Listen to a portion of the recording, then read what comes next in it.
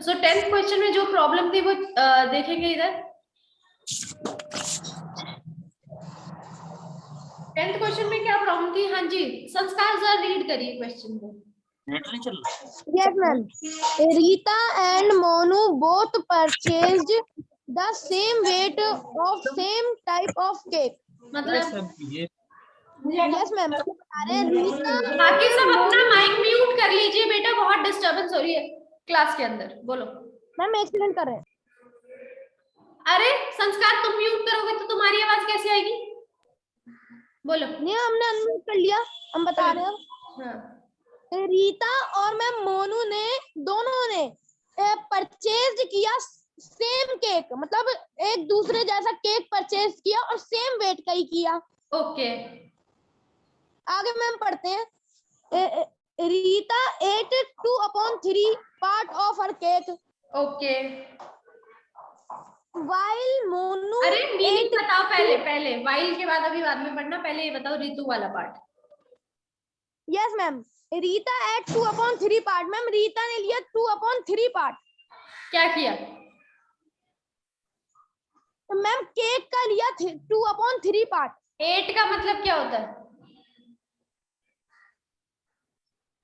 एक सेकंड। हाँ मैम, खाना। ओके, तो रीता ने खा लिया अपना 2/3 पार्ट, करेक्ट? यस। केक का दोनों का सेम केक था, सेम वेट था, सेम दिखने जैसा था, मतलब वो दोनों शॉप पे गए, दोनों ने बोला एक जैसे 2 केक पैक कर दो, और रीता ने अपना 2/3 पार्ट खा लिया। आगे हाँ आगे वाइल। आगे ma'am, okay. Part of her cake while Monu. Ma'am Monu ने भी ऐड मतलब खा लिया 3/5 पार्ट ऑफ हिज केक, मतलब उसके केक में से 3/5 खा लिया। उसके केक में से कि अपने में से? अपने केक में से। गुड। तो रीटा के पास जो भी केक था उसने अपना 2/3 खाया, और मोनू ने कितना खाया? 3/5। Correct correct. तो यानी खाने की बात हो रही है, खरीदा तो उन्होंने सेम है, वेट भी सेम है। संस्कार, तुमने स्टेटमेंट क्या बनाई, अब जरा रीड करो। Fraction of Rita's cake weight. Weight की बात हो रही है? नहीं। तो फिर पहले तो आपको ये लिखना था फ्रैक्शन ऑफ केक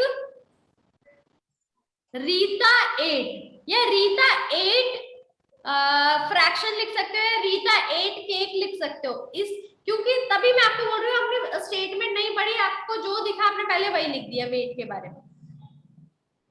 आपको क्वेश्चन के अंदर समझना है, बहुत सारी इंफॉर्मेशन होगी, मगर स्टेटमेंट में आप कुछ ही चीजें लिख सकते हो, तो ध्यान से लिखनी है, वरना क्वेश्चन गलत हो जाएगा। जो आपने स्टेटमेंट लिखी है वो बिल्कुल गलत है, अंश ने जो स्टेटमेंट लिखी है वो बिल्कुल ठीक है।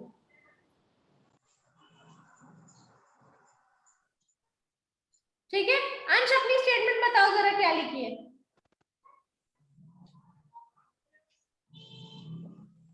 Purchased Rita and Monu same weight, same type of cake.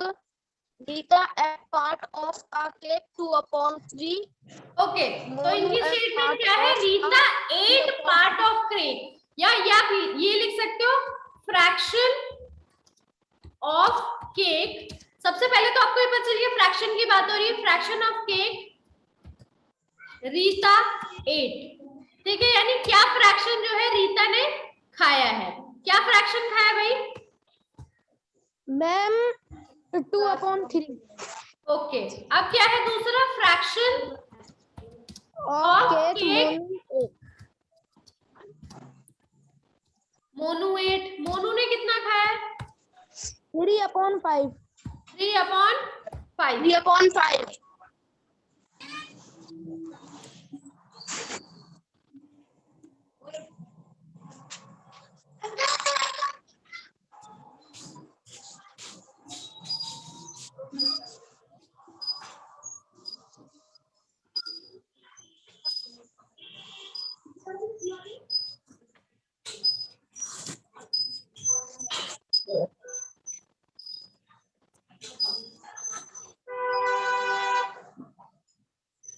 ठीक है, समझ में आ गया?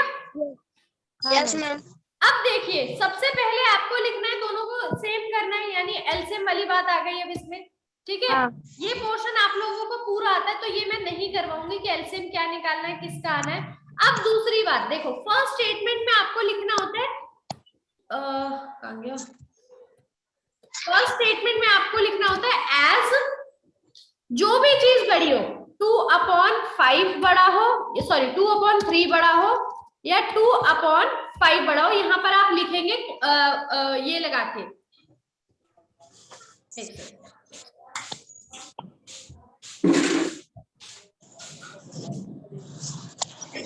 ये लगाइए या ये लगाइए, ठीक है, दोनों में से मर्जी आपकी है। अच्छा आप लोगों ने लिख तो लिया, ये बताइए कौन सी फ्रैक्शन बड़ी है, 2/3 या 2/5? मैम 2/3 और मैम 3/5 है, 2/5 नहीं है। ओके ओके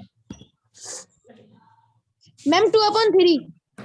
ओके, ये वाली बड़ी है, करेक्ट। हाँ ठीक है, तो फर्स्ट स्टेटमेंट में आप बताते हैं कि जैसे हमने एज का मतलब होता है एज के जैसे देख रहे हैं हम लोग, ये वाली फ्रैक्शन बड़ी है, उसके बाद आप नेक्स्ट लाइन में लेके जाएंगे, फिर लिखेंगे सो में आपको हर जगह सेम स्टेटमेंट नहीं लिखनी, जो पूछी है वो लिख रही है।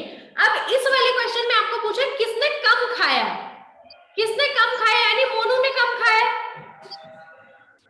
सो Monu ate less. Same statement है, सेम क्वेश्चन में से पिक किया है, हु को हटाकर जिसने भी कम खाया उसका नाम डाल दो, अगर ज्यादा पूछा है तो उसका नाम लिख दो। ठीक है मैम, समझ में आ रही है बात? इस तरीके से क्वेश्चन कर रहे हो, इतना ही नीट होना चाहिए आपका क्वेश्चन। पता नहीं कैसे क्वेश्चन कर रहे हैं आप।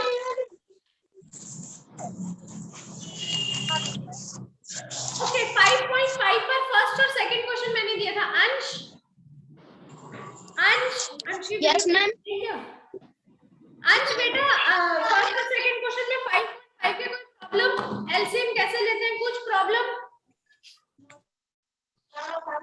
यस मैम एलसीएम आता है। अंश मेरे को आपकी आवाज नहीं आ रही और आपकी स्क्रीन अटकी हुई है, हाँ बोलो। यस मैम आता है एलसीएम लेना, आता है फर्स्ट और सेकंड एलसीएम लेना, मैंने आपको सिखा दिया, उसमें बस ऐड करना है, करेक्ट। एक चीज और जो आपको इसमें ध्यान रखनी है वो क्या है बेटा, लिखते हुए जैसे संस्कार ने गलती करी है, जब आपने एक तो लिख रहे हो आप, ठीक है, 2/7 ये आपने क्वेश्चन उतारा, करेक्ट, ए पार्ट ये है, उसके बाद आप इक्वल टू डाल के लिखेंगे, ना तो आप यहाँ पर आंसर लिखेंगे, क्योंकि जब आप सॉल्व करते हैं, अब जब आप सॉल्व करते हैं तो आप सारे प्रोसीजर लिखते हैं, आंसर इंग्लिश में होता है कि क्वेश्चन ये है उसका आंसर ये, आंसर मतलब जवाब होता है, मगर जो आप कर रहे होते हैं वो उसका प्रोसीजर होता है, आंसर लास्ट में निकलता है, ठीक है। तो फिर आप कैसे लिखेंगे इसको, पहले आपने फ्रैक्शन 1 किया, 2 + 2 किया, फिर आप यहां पर नहीं लिखेंगे, समझ में आ रही है बात?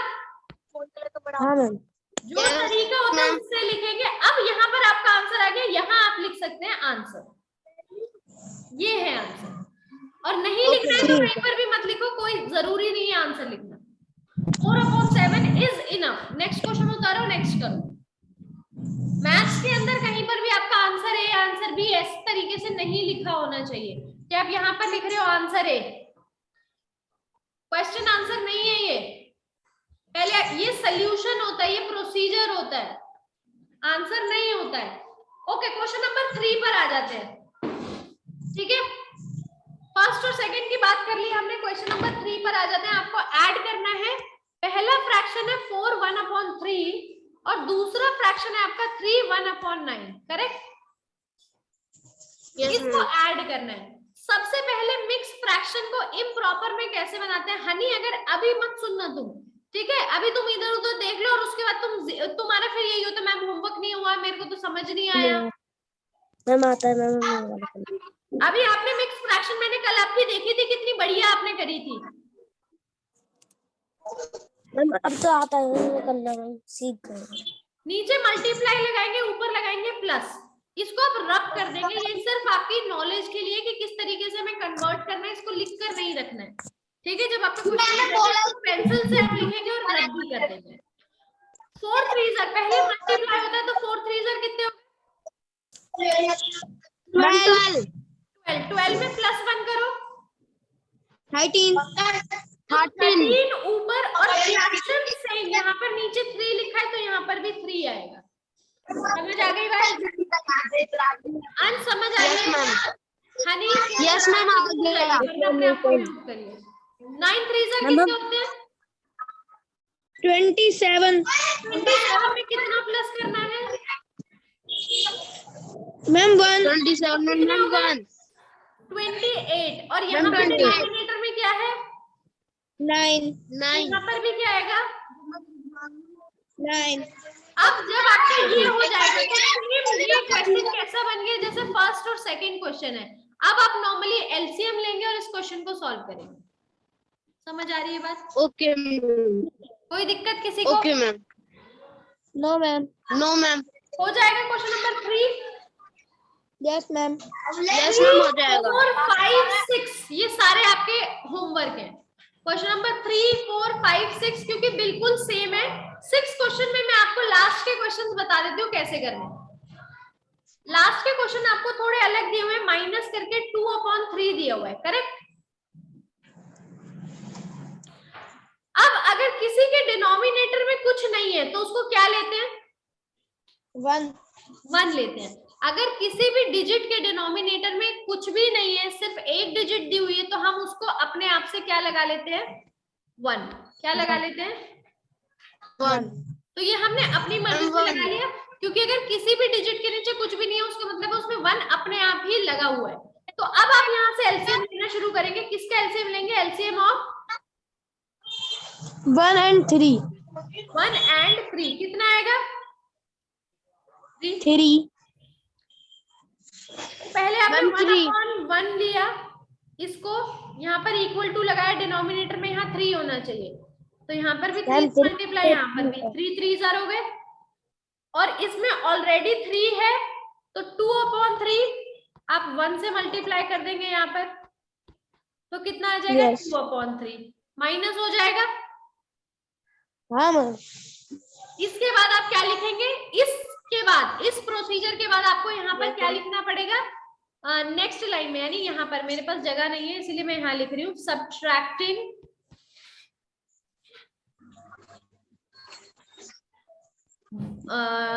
3/3 माइनस 2/3। इस प्रोसीजर के बाद एलसीएम निकालने के बाद आप लिखेंगे कि नेक्स्ट स्टेप आप क्या कर रहे हैं। जैसे हम यहाँ इसके बाद सब्ट्रैक्ट करेंगे, एलसीएम के बाद आपको सब्ट्रैक्ट करने बोला है तो सब्ट्रैक्ट करेंगे, तो अब यहाँ पर पहले स्टेटमेंट लिखेंगे सब्ट्रैक्टिंग और इसके नीचे लिखनी है, यहाँ पर नहीं लिखना है।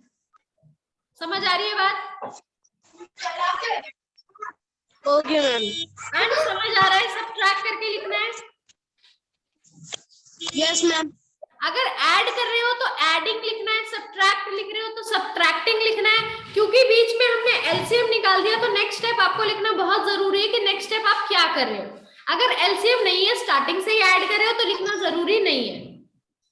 जैसे जिसमें एलसीएम नहीं निकालना पड़ता तो उसमें हम लिखते भी नहीं है एडिंग बार बार, करेक्ट? मगर जिसमें एलसीएम निकालोगे उसके बाद जब आप सब्ट्रैक्ट करोगे, प्लस करोगे, माइनस करोगे या मल्टीप्लाई करोगे, आप लिखोगे कि आप किस डिजिट को सब्ट्रैक्ट कर रहे हो। तो मैंने यहाँ पर ये वाली डिजिट लिखी जो मेरी यहाँ से निकली थी, ये दो, कि इन दोनों को हम यहाँ सब्ट्रैक्ट कर रहे हैं। समझ में आ गई बात? Yes ma'am.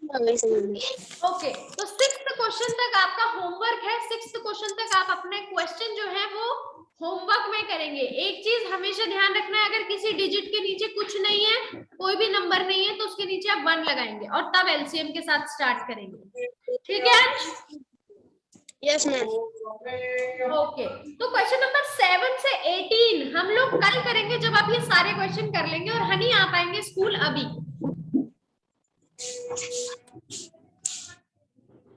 Okay ma'am.